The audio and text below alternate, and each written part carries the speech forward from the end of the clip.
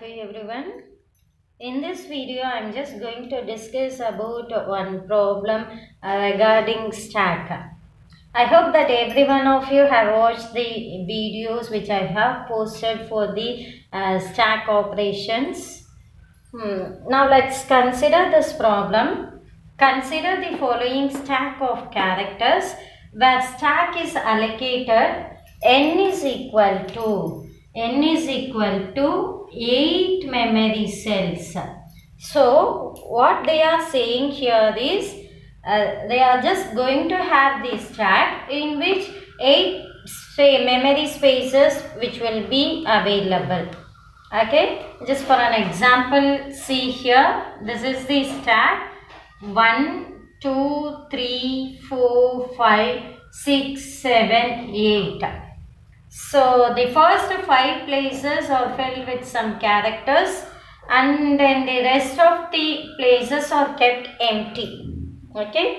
What they are asking us to do it here is describe the stack as the following operations takes place.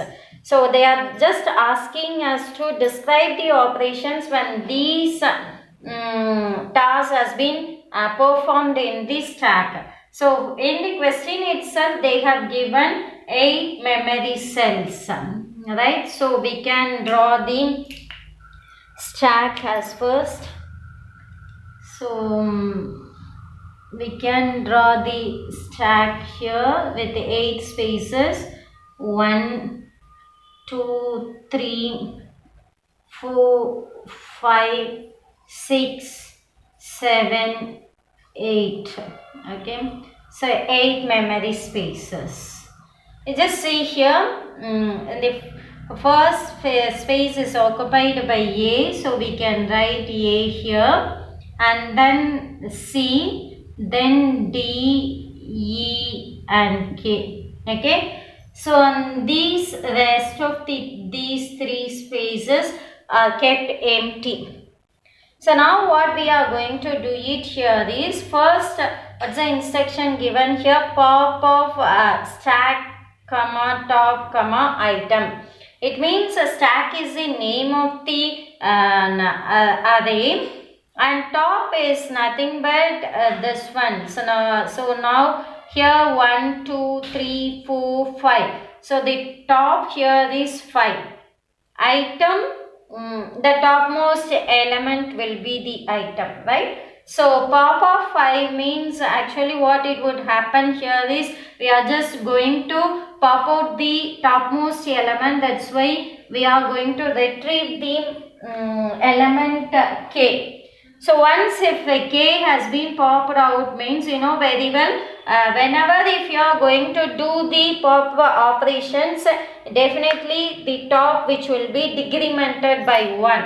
So before this operations, before performing A, top will be 5. So but after performing the A operations, top would be equal to 4. And next what we are going to do the next one operations. The next one operation is pop of stack top of stack comma top comma item, right? So it means again we are going to remove the topmost element. Now the top is equal to 4. Since we have popped out the topmost element K already, right? So now we are going to remove this element. So after removing this element, so we may write it here as before performing B, top is equal to 4. After performing B, top is equal to 3. And next one is we are going to do the push operations. Push stack comma top comma max comma L. Max is nothing but the maximum size of an stack, but here the maximum size is 8. Okay, and now the top is 3 and the item to be pushed here is L. So what we are going to do it here means before executing the statement C, top will be equal to 3. But after executing the statement C, top is equal to 4. The reason here is whenever if you are going to do the push operations, top will be incremented by 1, right? So that's why here initially top is equal to 3, but while performing the push operations, top will be incremented by 1. That's why we are getting 4. So this element, this character L, which will get stored in this location. What's that location? Stack of 4. Okay. And next, in the same way, we are having one more push in which we are going to push the element K. So K has also been pushed in and the top will be incremented, of course. And next, while executing the statement E, again the character N will be pushed in just like K. Okay, and the top will also be incremented by 1. Next, we are going to push 0. And next, I'm sorry, it's not 0, it's O.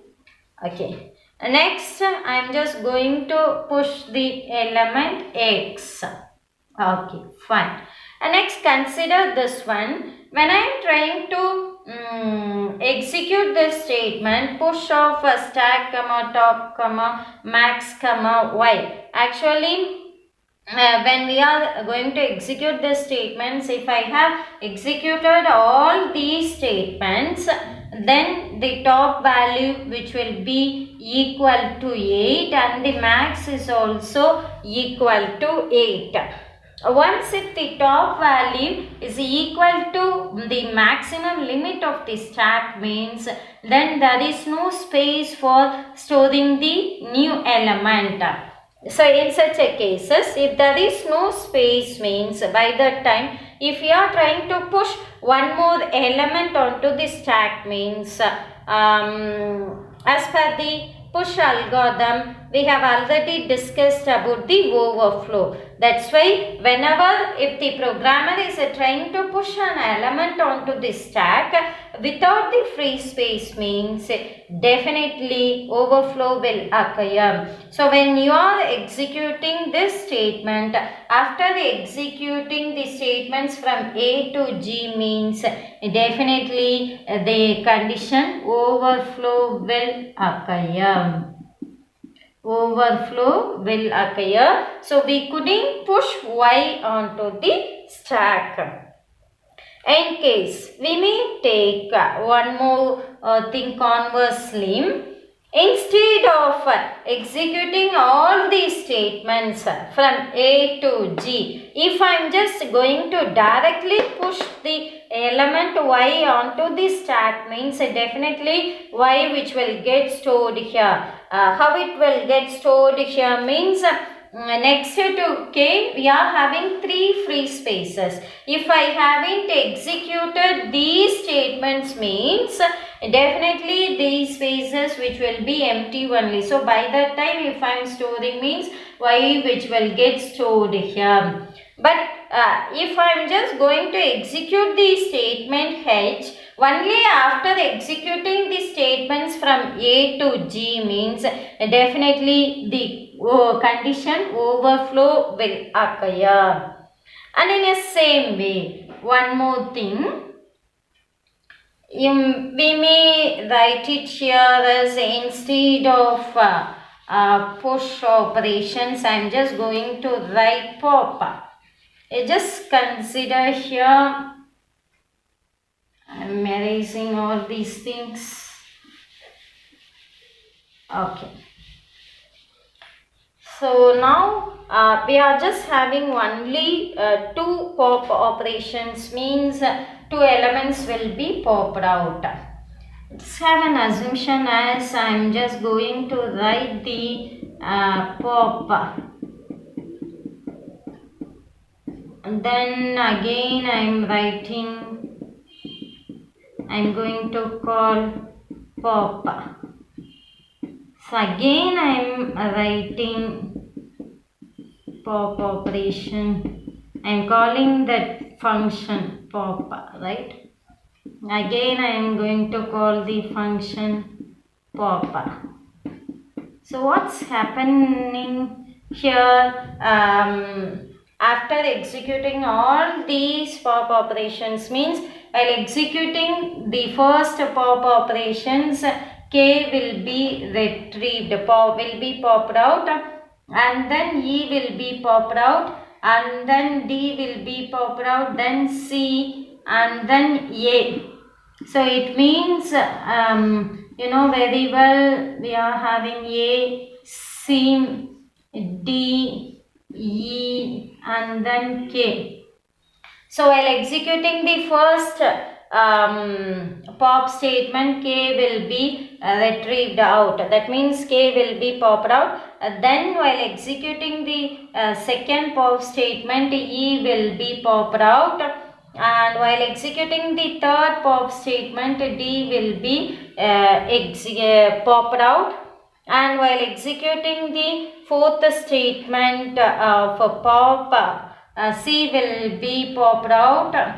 And while executing the pop function for the fifth time, A will also be popped out. And if I am just going to call the function pop once again, means you just notice these things, there is no element in this stack. But if I am trying to pop out the element from the empty stack, means as per the lecture that we have discussed earlier itself, condition underflow will occur. So underflow will occur.